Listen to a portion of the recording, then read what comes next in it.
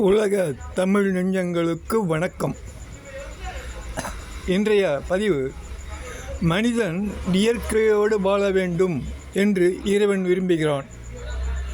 அதற்கான காரணங்களை பார்ப்போம். இறைவன் எண்ணற்ற படைப்புகள் படைத்திருக்கின்றான். ஆனால் மனித படைப்புக்கு மட்டும்தான் இயற்கையோடு வாழ வேண்டும் என்ற நியதியை உருவாக்கியுள்ளான். காரணம், மனிதனுக்கு சுதந்திரத்தையும் சிந்தனையும் கொடுத்திருப்பதால் தான். இந்த தன்மை எந்த படைப்பினத்திற்கும் தரப்படவில்லை. அதனால்தான் மனிதன் என்பவன் பிரபஞ்சத்தையே அடக்கி ஆளும் தன்மையை கொடுத்திருக்கிறான் இறைவன். அந்த அளவுக்கு ஆற்றல் பெற்றவனாக உள்ளான் மனிதன். ஆனால் பெரும்பான்மைய மக்கள் அந்த சக்தியை அறியவில்லை. அதனால்தான் மனிதன் எண்ணற்ற பிறவிகளை எடுப்பதற்கு காரணமாக இருக்கிறது. இயற்கையுடன் வாழாத காரணத்தினால். மனிதன் இயற்கையோடு வாழவில்லை என்ற காரணத்தால் தான் அவன் வாழ்க்கையில் இன்ப துன்பங்களை இரண்டையும் சந்தித்து கடக்கிறான். எப்பொழுது முழு தன்மையில் இயற்கையோடு தன்மை வாழ்கிறானோ அப்பொழுது அவன் இன்பத்தை மட்டுமே சந்திக்கக்கூடியவனாக இருப்பான். இயற்கையுடன் வாழ்வது என்பது மன அமைதியுடன் வாழ்வதாகும். மனிதன் செல்வம், பட்டம், பதவி, சிறந்த அறிவு, நாட்டை ஆளும் தன்மை கொண்ட நானும் இன்னும் சிறப்புமிக்க ஆற்றல் பெற்றிருந்தாலும் அவன் மன அமைதியுடன் வாழவில்லை என்றால் அந்த ஆற்றல் எதற்கும் பயனற்றது என்கிறார் இறைவன். இன்று மனிதன் சுகமாக வாழ வேண்டும் என்றுதான் செயல்படுகிறான். அதற்கான வாழ்க்கை முறைகளையும் கண்டிருக்கிறான். அத்தனை வசதிகளையும் உருவாக்கியுள்ளான் இன்றைய சூழ்நிலையில். ஆனால் சந்தோஷமான மனையில் தரும் நாட்கள் மிக குறைவாக தான் இருக்கின்றது. கடைகளும் வேதனைகளும் சந்திக்கின்ற நிகழ்வுகள் தான் அதிகமாக உள்ளன. காரணம், அவன் முழுமையாக தன்னை இயற்கையுடன் வாழாமல் இருப்பதால் தான். இந்த சூழ்நிலையில் ஒவ்வொரு மனிதனும் பல்வேறு குறைகளை கொண்டு மனவேதனை கொண்டு வாழ்வதையும் பார்க்க முடிகிறது. மனிதன் எத்தகைய சுகங்களை தரக்கூடிய சூழ்நிலை பெற்றிருந்தாலும் அவனுடைய மன அமைதியுடன் செயல்படவில்லை என்றால் அந்த வாழ்க்கை வீணானது. இந்த அவல நிலை மனிதனுக்கு ஏற்படக்கூடாது என்ற காரணத்தினால்தான் அவன் இயற்கையோடு வாழ வேண்டும் என்று இறைவன் விரும்புகிறான். இயற்கையோடு வாழ்வது என்றால் என்ன? மனதை பாதிப்படையாமல் இருக்கக்கூடிய செயல்கள் மட்டுமே செயல்பட வேண்டும்.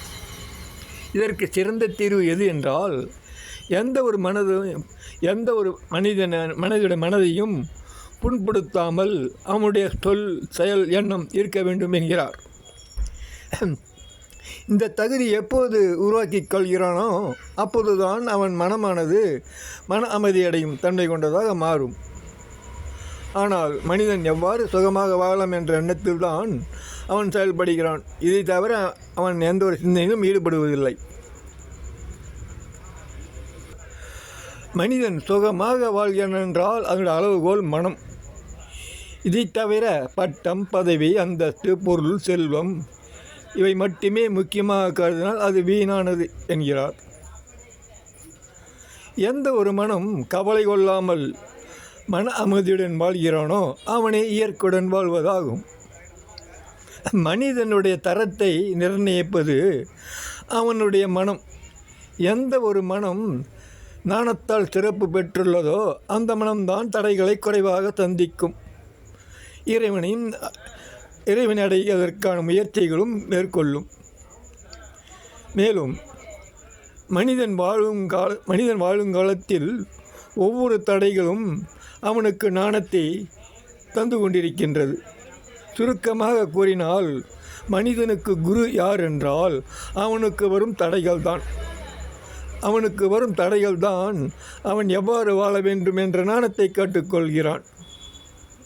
உதாரணத்திற்கு, கடன் என்பது மன உளைச்சலை தரக்கூடிய செயல்களில் முதன்மையாக இருக்கின்றது. இந்த செயல் ஒரு மனிதன் செய்துவிட்ட பிறகு அதிலிருந்து தப்பித்த பிறகுதான் அவன் ஞானத்தை பெறுகிறான். அதாவது நான் எந்த சூழ்நிலையிலும் கடன் வாங்கக்கூடாது என்று முடிவெடுக்கிறான். சிறந்த சிந்தனையாளர்கள். மனித வாழ்க்கை என்பது பாடம் கற்றுத்தரக்கூடியதாக உள்ளது. அதாவது மனம் எவ்வாறு பாதிக்காமல் செயல்படலாம் என்கின்ற சூழ்நிலையை உருவாக்குகிறது. அவனுடைய தடைகள், வேதனைகள், துன்பங்கள் காரணமாக இருக்கின்றன. இந்த போதனைகளை எந்த ஒரு மனிதன் அறிவின் மூலமாகவோ உபதேசத்தின் மூலமாகவோ பெற்றுக்கொள்ள மாட்டான். அவன் சந்திக்கின்ற தடைகள் மூலமே பெற்றுக்கொள்கிறான். அதனால்தான் எண்ணற்ற மகான்களுடைய போதனைகள் எதிர்வயிறில் பயன்பட்டிருந்தால் இந்நேரம் மனித மன அமைதியுடன் வாழ்ந்திருப்பான்.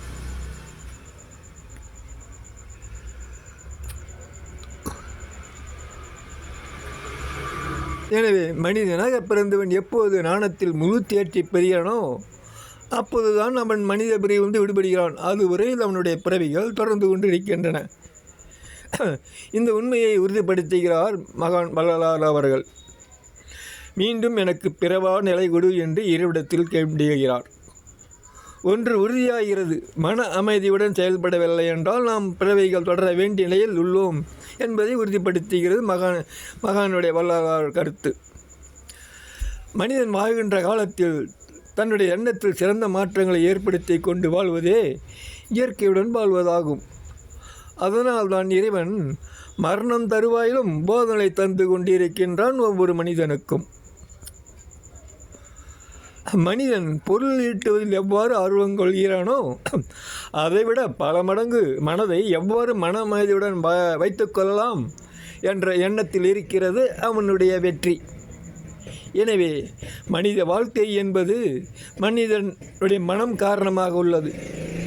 இதனை முறைப்படுத்துவது என்பது கடினமாக காரியமாக மனிதனுக்கு இருப்பதால் தான் அவனுக்கு பல பிறவைகள் தேவையாக உள்ளது. இந்த உண்மையை எவன் அறிந்து கொள்கிறானோ அவன் அதற்கான முயற்சி ஈடுபடுவான். அவ்வாறு ஈடுபட்டவர்கள்தான் மகான்களாக திகழ்கிறார்கள். வாழ்க வையகம், வாழ்க வளமுடன். இன்று மனிதர்கள் சுகமாக வாழ்கிறான் என்றால் அவன் சிறந்த எண்ணங்களை கொண்டிருப்பதால் தான். ஓம் நமோ நாராயணாய.